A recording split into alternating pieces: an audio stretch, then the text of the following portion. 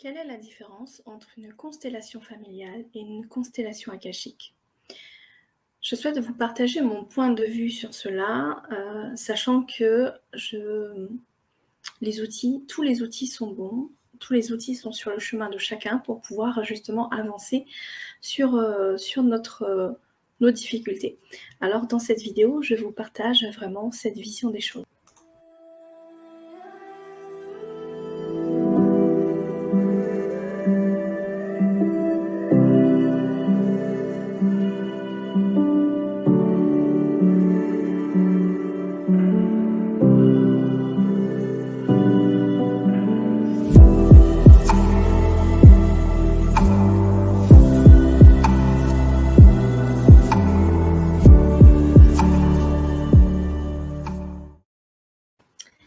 Alors, je ne suis pas une experte en constellation familiale, mais j'ai eu l'expérience de vivre cela et je vais pouvoir partager un petit peu la différence qu'il y a. J'ai, également des personnes qui ont vécu des constellations familiales, qui sont venues vivre des constellations akashiques et j'ai également une personne qui réalise des constellations familiales et qui est venue réaliser des constellations akashiques avec moi et elle m'a partagé également sa vision des choses. Alors, de ce que je comprends, je précise, je ne suis pas experte en constellation familiale, je dis bien de ce que je comprends.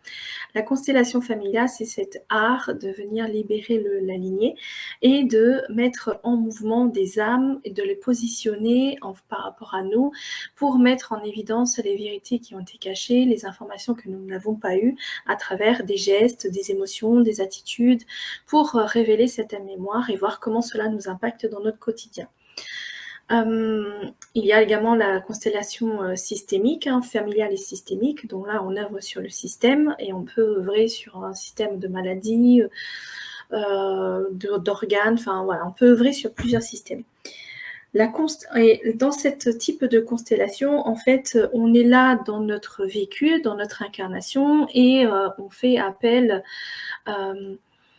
à nos ancêtres, en étant dans un lieu sécure et en faisant des lectures morphogénétiques justement, du mouvement de l'âme pour comprendre ce qui se passe et donc c'est les informations qui viennent à nous.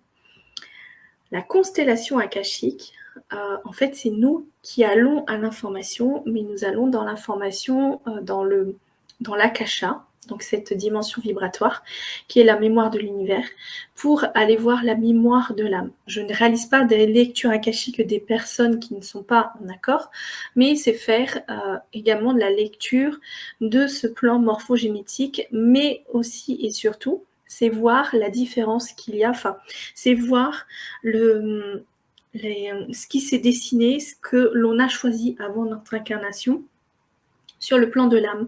C'est voir le plan des contrats d'âme, voir qu'est-ce qu'on est venu apprendre dans ce schéma, dans cette dynamique, de comprendre en fait que je suis, donc je suis et je vis cette difficulté dans ma famille, c'est qu'il y a une raison.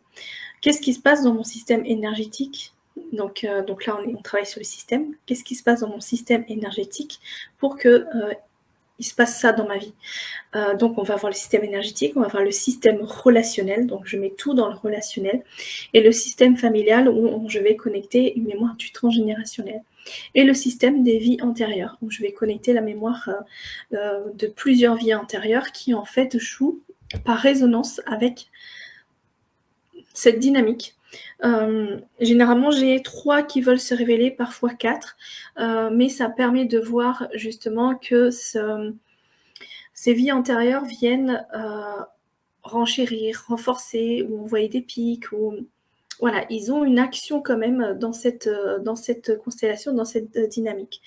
Et là, en fait, c'est nous qui allons chercher l'information, donc on augmente notre vibration et on va dans le système, dans l'akasha pour pouvoir vraiment aller voir les informations qui sont dans cette vibration sans réaliser de lecture akashique des personnes qui ne sont pas OK.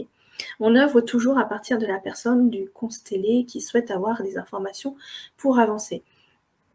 Alors c'est plus profond, de ce qu'on me dit, c'est plus profond. Il y en a beaucoup qui me disent Je suis complètement chamboulée, c'est normal. Oui, c'est normal, parce que c'est pas une constellation familiale. On est vraiment dans quelque chose de dur, de prendre conscience de plusieurs mémoires de ce qui nous impacte dans notre vie ici, de déconstruire ce système pour reconstruire un nouveau système qui est plus sur des énergies plus douces et qui nous correspondent parce qu'on est en train d'œuvrer sur la libération. Et dans une constellation akashique, nous réalisons facile 3 à 4 lectures akashiques parce que nous travaillons sur une mémoire du transgénérationnel et 3 mémoires de vie antérieure. Donc, ça dépote. Ça dépote. Oui, il y a besoin de temps pour accueillir, pour permettre de transmuter, de permettre de transcender et d'avancer, de comprendre également ce qui se passe dans ce transgénérationnel et ce qui se passe également dans notre attitude d'être dans la surréaction, d'être dans des excès émotionnels aussi, parce qu'il y a des choses qui se passent dans les vies antérieures.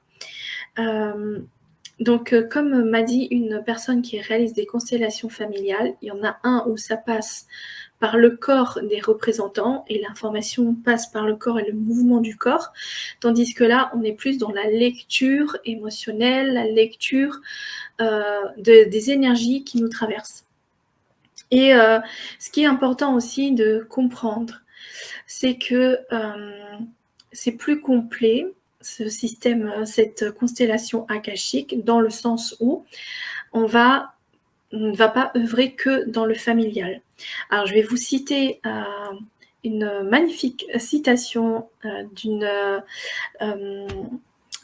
Leslie Aymara qui a son école de constellation multidimensionnelle et ça prend sens complètement. Elle dit « On ne peut considérer l'être sans son arbre ». Ça, c'est OK. Mais également l'arbre sans sa forêt et la forêt sans sa terre et ainsi de suite sans l'univers. Donc c'est exactement ça. C'est vraiment considérer qu'il y a l'arbre, mais il y a moi qui interfère également dans le monde et qui interfère dans l'univers. Et qu'est-ce qui se passe ? Et ça permet de comprendre beaucoup de choses, de comprendre ce qui bloque dans nos énergies, de toucher une part spirituelle plus profonde pour pouvoir cheminer. Ce n'est pas ouvert à tout le monde, ça je conçois. C'est vraiment ouvert aux personnes qui sont prêtes à accueillir les émotions. Ce n'est pas ouvert aux personnes qui ont beaucoup d'émotions actuellement, qui ont des difficultés à comprendre des situations et qui accueillent des choses avec de l'intensité. Et la constellation akashique peut être trop forte pour ces personnes.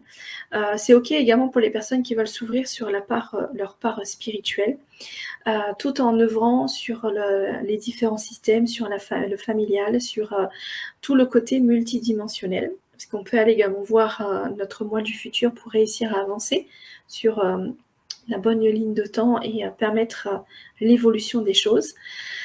Donc voilà la différence qu'il y a entre la constellation familiale, la constellation akashique. Donc si je résume, c'est il y en a un qui passe par le corps et les informations nous viennent, et l'autre, l'akasha, on monte justement en vibration et on va chercher les informations. Il y en a un où on reste sur le système familial ou le système tout court. Il y en a l'autre, l'akasha, où on est plus sur le multidimensionnel et le plan de l'âme pour comprendre les différents contrats d'âme et venir harmoniser les liens, pas les couper, mais harmoniser les liens, remettre de l'amour, de la compassion dans chaque lien et laisser la vibration faire les choses. Donc voilà, les 2 points les plus essentiels pour chacun qui permet de voir la différence. Mais le plus juste est de se permettre de le vivre, de le ressentir pour l'intégrer en fait, pour dire que j'ai vécu cette expérience. Mais bien sûr, si cela vous appelle, si émotionnellement vous êtes prêt à accueillir, vous êtes prêt à tout chambouler dans votre vie, vous êtes prêt à cheminer, à vivre tout le parcours après derrière, parce qu'il y a également un parcours de transgénérationnel, d'amour, de pardon et de libération et de recouvrement d'âme. Donc voilà. Je souhaitais vraiment expliquer la différence. Ce n'est pas de la constellation familiale, c'est quelque chose qui est beaucoup plus poussé. Ça reste de la constellation parce que c'est la mise en... C'est un peu créer cette carte qui fait que on positionne telle ou telle personne par rapport à soi et qu'est-ce qui émane de ces personnes dans son champ morphogénétique qui fait que qui m'impacte, que je ne sais pas, pour réussir à transcender, réussir à mettre des vérités, réussir à comprendre. Donc ça reste dans ce principe de constellation, mais akashique, c'est parce qu'on va dans l'akasha et on demande à avoir les informations sur le plan de l'âme et des contrats d'âme, en touchant vraiment le côté multidimensionnel. Voilà, j'espère avoir répondu avec beaucoup de détails cette question et n'hésitez pas en tout cas si vous en avez d'autres de mettre en commentaire. Ce sera avec plaisir pour moi de pouvoir venir apporter des éléments complémentaires sur ce sujet. Je vous dis au prochain!